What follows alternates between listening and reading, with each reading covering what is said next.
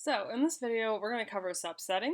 And subsetting is a way to get at the information you're interested in that isn't totally part of calling data, but instead is about picking certain types of data. So we talked about in the operators video, or the object types video, about how to pick like one row or one column using the sort of matrix square bracket formulas or the $ operators. But what do you want? What do you do if you have out of range scores or missing data? And this is where subsetting becomes very important. And that's what the topic of this video will be. So using that air quality data set that comes with base R, we're going to just take the first two rows. Okay. So that's a pretty easy subset. And so what I want to do, if you don't have air quality open, so let me clear everything out that I had been doing from before and talk about reloading air quality. So I can do data, air quality, to pull it out because it is saved in part of base R. And another fun function is the head function. Head is like show me the header. So if I did head of air quality, it would show me the first 6 lines. So the head function will show you the first couple of rows basically in a data set. Well, I can see clearly here that row 1 and row 2, here are the values. So let's see if we can pull out just row 1 and row 2. So I want to use the air quality data set, because remember, you have to tell it what data set you're interested in. Square brackets, because I'm talking about rows and not columns. The columns are named, and so I could pull out whole columns, but I don't want to do that. So I want to do 1:2. So that goes back to the last video where I talked about how you can repeat numbers. So I want 1 through 2, and that will create within that a little mini vector that says 1 and 2. And so then I hit comma. So I want rows 1 and 2, and then I'm going to leave the column marker blank. And what that does is it allows me to get all of the columns. So I hit Command and Enter, or Control Enter, and now I've gotten 1 and 2. Okay, I didn't set them to anything, so I didn't save that variable over here, because remember, if it shows you output, it does not save the output normally, about 98% of the time. The other thing I could do is, let's say I wanted actually every other column, so all the odd columns. So what I could do is say, I'm going to use the concatenate function or the combine function, and I want to create a sequence of columns. So I could just do 1, 3, 5, 7. That would work. Or I could use that sequence function, start at 1, go to 153, and then go by 2s. And that'll give me 1, 3, 5, 7, all the way up to 53. And so that will create a sequence. Now I actually don't need the C function to combine those, because sequence does that automatically. But if you include the C function around that, it won't hurt you. Remember, it's got to have a column marker, so it needs that comma to be rows. So this whole thing here is telling me what rows you want, and this here is columns. So I want all the columns and only the odd lines. So that gave me a bunch of lines. I don't know why you'd always want to do that, but it's an option. Sometimes it can get confusing when you're trying to subset things out, and it will never hurt if you want to do, okay, first let me make sure I know how to make all of the odd numbers. So I can make myself a little vector that's A, that's all the odd numbers. You have to excuse me, I've been kind of under the weather. Okay, so here are all of my odd numbers. And then I can do the subset with A as my first variable. So it's filling in all the odd numbers, comma, give me all the rows. I'm sorry, all the columns. Okay, and that works just the same. These two, 78 and then 80 and 81, are equivalent. But sometimes I tell students to start by separating them out like this so it's clear what you're doing. So this is give me all the odds, and this part is subset out the odds. Okay. Just so you can see, like, step by step what steps you're taking. All right, so that's just getting the first 2 rows. You can also use logical operators. And these become very important if you're trying to subset out a specific group of people. So let's say you have data that's inaccurate, or your GA miscoded something and you want to fix it. Okay. And so the way logical operators work is a little confusing at first. So let me just show you some logic operators.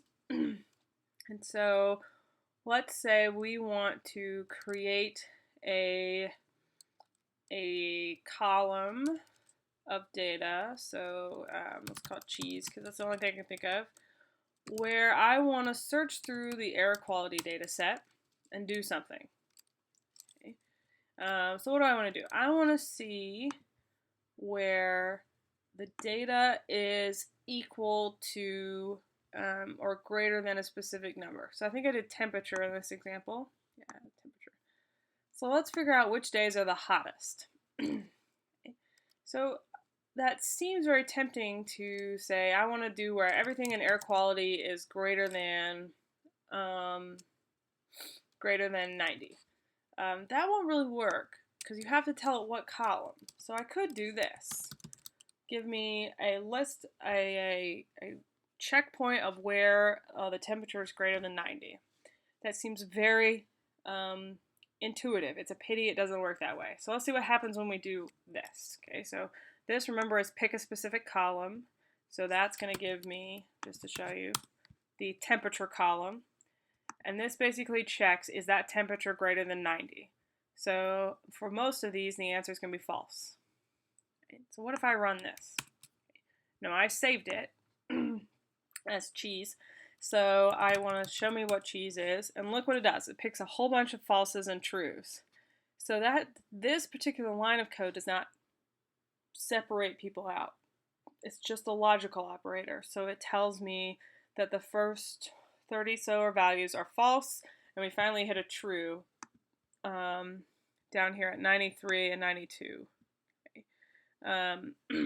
And so this sort of operation just tells me if it's true or false. Well, what I then can do is take that operation and use it to subset.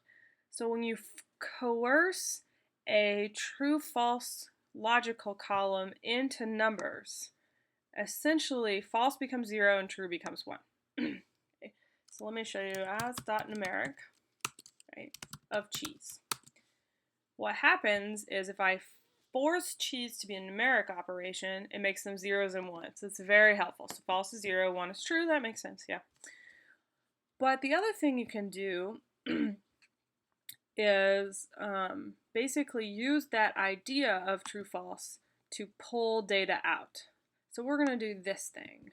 And that is a little confusing to people at first. So let me walk you through it. So if I only want the rows where the temperature is 90.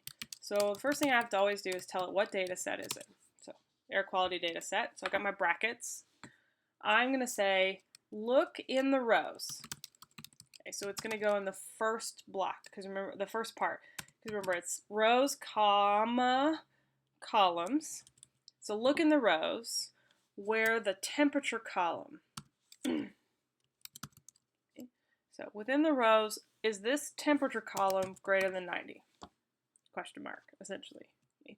So I took this piece here, or I could put in cheese because it's the exact same thing, but I'm trying to show you without doing it separate lines. Figure out within the rows which ones are greater than 90. Give me all of the columns back. So that's confusing because it seems like you're looking within a specific column. You're looking at just temperature. So it should be in the column marker. You don't want to do that. You want to scan by rows. So you put it in the row spot, which is first, and look in that specific column. Okay. If you were to do this, it seems weird that you have to tell it the data set name twice, but remember, R doesn't care. It'll find any value over 90. So this one looks within the rows, because it's in the first, before the comma, and finds any value in the temperature column over 90. This one looks in the rows and finds any value over 90. Okay. because the column spot here is blank, it's going to give you all the columns back. So let's run this first line. And so it gave me every row where the temperature column is over 90. So it did what I expected it to do. Okay, and then these numbers out here on the first piece are the row numbers. Okay. Now let's try this. Okay. And it gives me a whole bunch of NAs. So it didn't like that too much. Okay, so what happens when you tell it to scan the data set is it actually finds anything with NAs and then anything over 90. So it gives you some really crazy data back. And so that's why you have to give it a specific column to look in and not just the whole data set. Now there are some times that where we'll use the whole data set and that will be a useful thing, but for logical operators sometimes it's not the best idea. Okay. The other thing I can do is actually set any of those values equal to something. So find that particular value, any temperature over 90, and let's set it to something goofy like the word, oh, I can't set it to hot. That'll get mad at me because they're numeric columns right now. Let's set it to, let's make them all 90. So let's say that our thermometer is broken and anything over 90 should be 90. So this is really helpful if you have data that's inaccurate. So what's that going to do? Well, it's not going to show me anything because I actually set it equal to something. So I set everybody who was this to 90. Okay. And now if I run this line again, I shouldn't get any data because now everybody's less than 90. And so that would happen. So this is like, I couldn't find anything. Okay. So let's look at that air quality data set again now that I've edited it. And there were scores over 90, and it set the entire row to 90. So this is the sort of warning you can screw things up fairly easily. Let me find where they go. 86. I had a big block of them. Here we go. When I did that, it set the entire row to 90 instead of just that one column.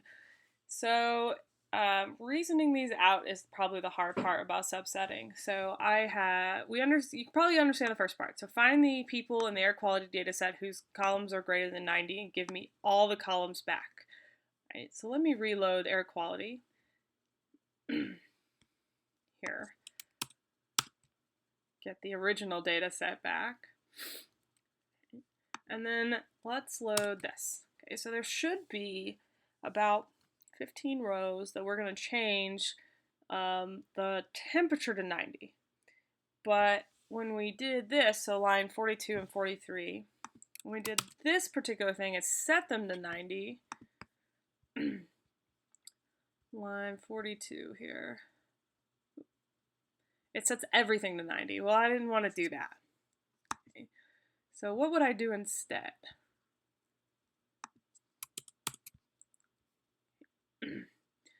Instead, we've decided that this gives us all columns back and only those particular rows. You actually just want to edit within this one column, right? So only do this for the air quality column, that is temperature. And so that says where the row is temperature is 90, so give me that row, but only give me that column back. Okay. It seems like you should be able to move everything over here to just the column one, but it doesn't quite work that way. So let's run that. And it's really grumpy about that. So it gives me a data error. Well, that's because this should actually be like, whoop, thank you, Studio, like this. Okay. Now, can I explain to you totally why this one just needs the column name? No. I believe I understand it as like that would give me just that one column back, and I'm trying to edit the column, not 100% sure, but generally logical operators require you to label which column or which rows, and then this sort of thing is just telling me I only want this one column back, so I have to call it by its column name.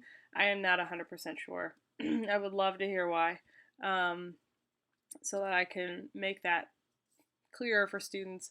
But this was me learning how to do this down here, and I kept getting this error message, and finally figured out it's just the column name that goes here. So that should have run. Okay. And now let's look at line 42 and 43, and it should have just set that one column. So it set these first two columns, or sorry, this one column, temperature, to 90. So now we shouldn't have anything over 90 because everybody that was over 90 I set to straight to 90. All right, I'm gonna reload the original data set, kind of clear out the stuff I had done. I'm gonna go through. Okay. So the way a logical operator works, I kind of went over this already, but it analyzes the row or the column, whichever one you tell it to do, and gives you a true-false. So we looked at this. And so all columns that are marked true are selected or picked out. So because true equals 1. You can use that feature to your data, to your advantage with missing data. We'll get there in a little bit. Okay. And I can use multiple arguments. So basically, I can say, give me everything where the temperature is greater than 90 and the ozone is less than 90. And that will give me a smaller subset of data. Okay, so let me type that down here. So air quality where the temperature is greater than 90. Oops. But the ozone, so and, the ampersand for and, so air quality ozone is less than 90. Okay, so just had a mini epiphany. All right, so here I'm talking about rows, correct? I think I figured this out. This would be a brilliant moment. Or maybe a moment I should have studied better before I made this video. But here we go. So here I'm talking about a column name, correct? Okay, and that column name but it's in the row spot, because remember it's row, comma, columns. So I have to give it the entire name, use the $ operator to say, hey, this is a column name, and I know I'm in the row spot, but go columns. But here, I'm in the column spot, so I don't have to tell it the data set, I can just give it the column name. And so maybe that's why. I guess the real test would be to do this. I'm pretty sure this won't work. Oh, it did. Okay, so I don't really know. So you could actually use the, did that work? Let's test it.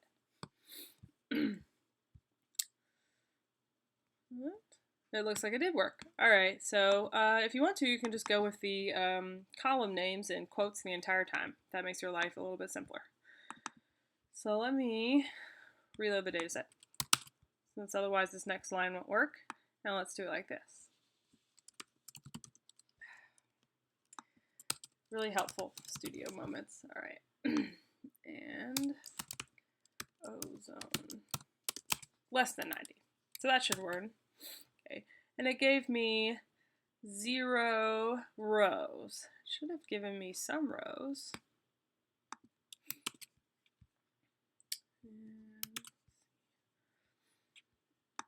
Okay.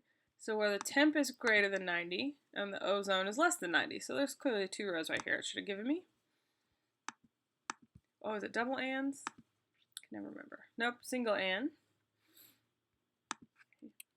Let's get that space. Okay, so that didn't work. So let's go back to our original code.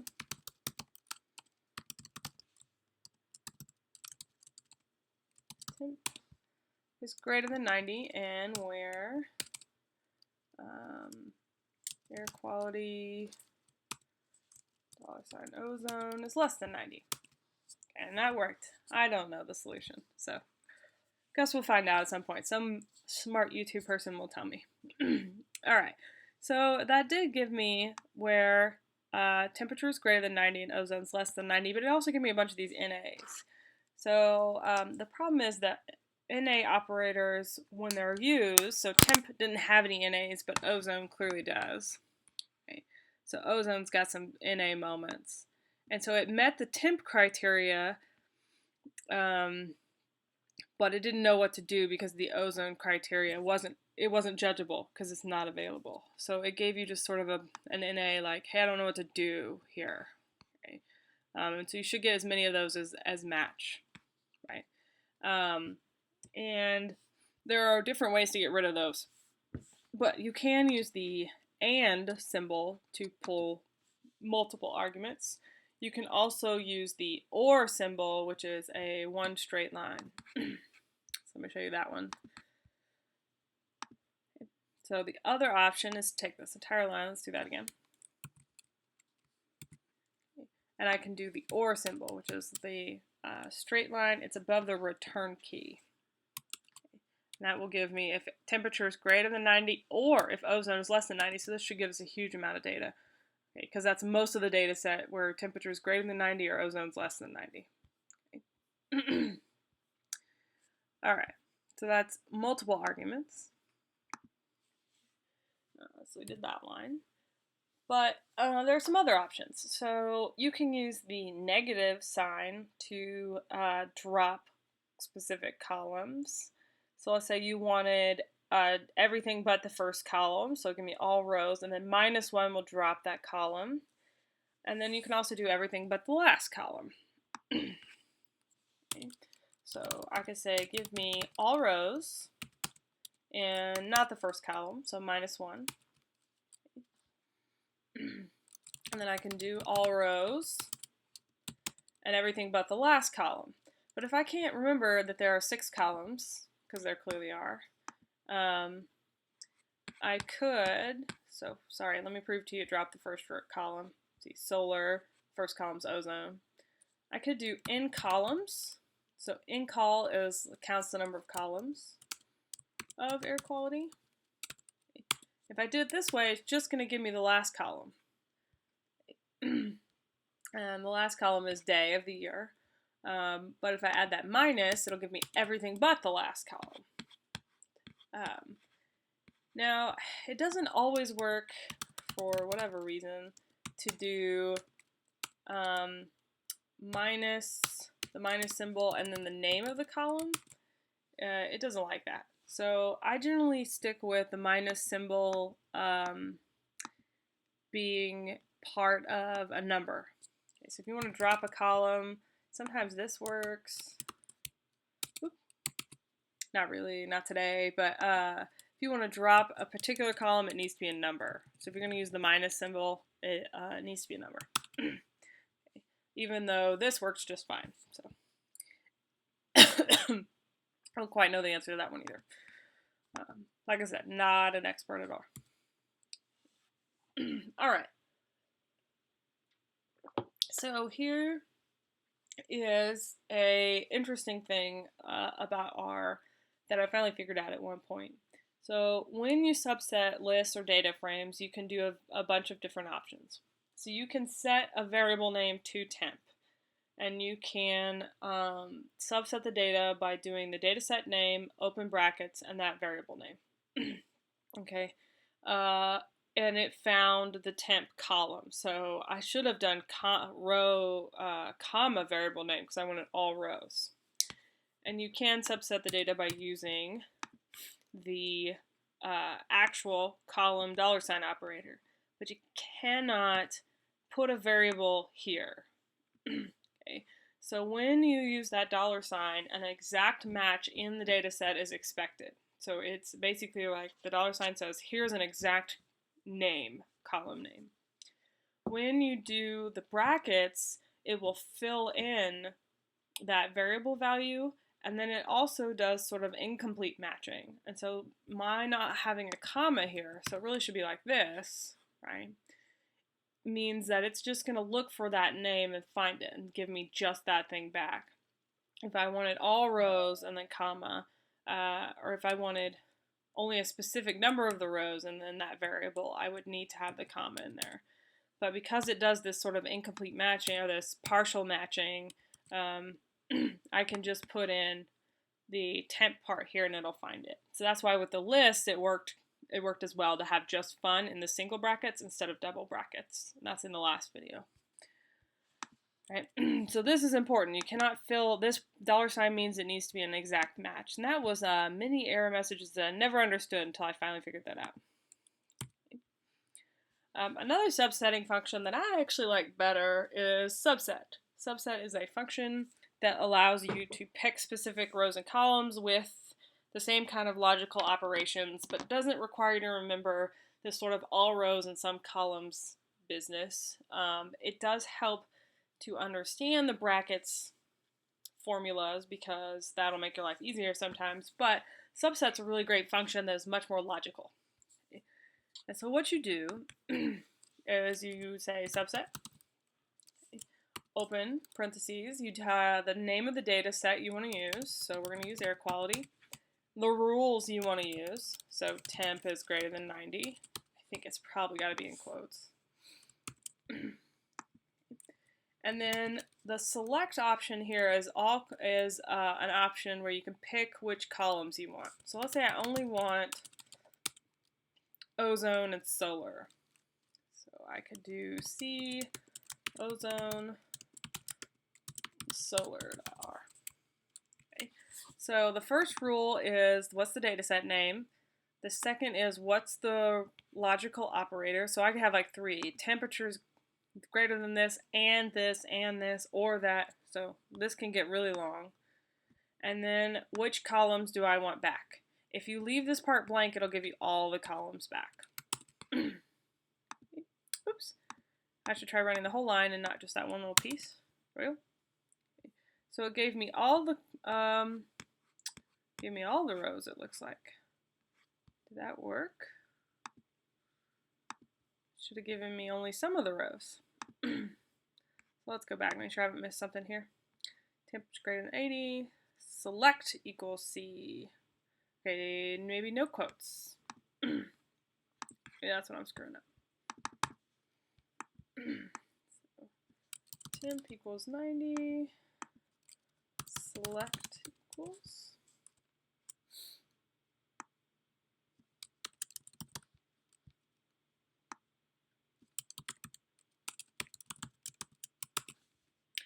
Oh, that worked much better. There we go. Okay, so no quotes, just for fun. Alright, so it gave me all of the columns, all of the rows where temperature was greater than 90, and then I told it to only give me these 2 columns back. Okay.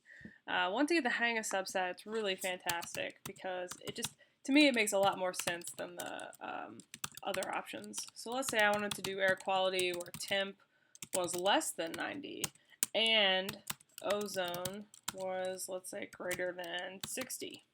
Okay. I'm gonna leave the last part blank because I want all the columns. Okay. And so that gave me all the columns back where those 2 criteria have been met.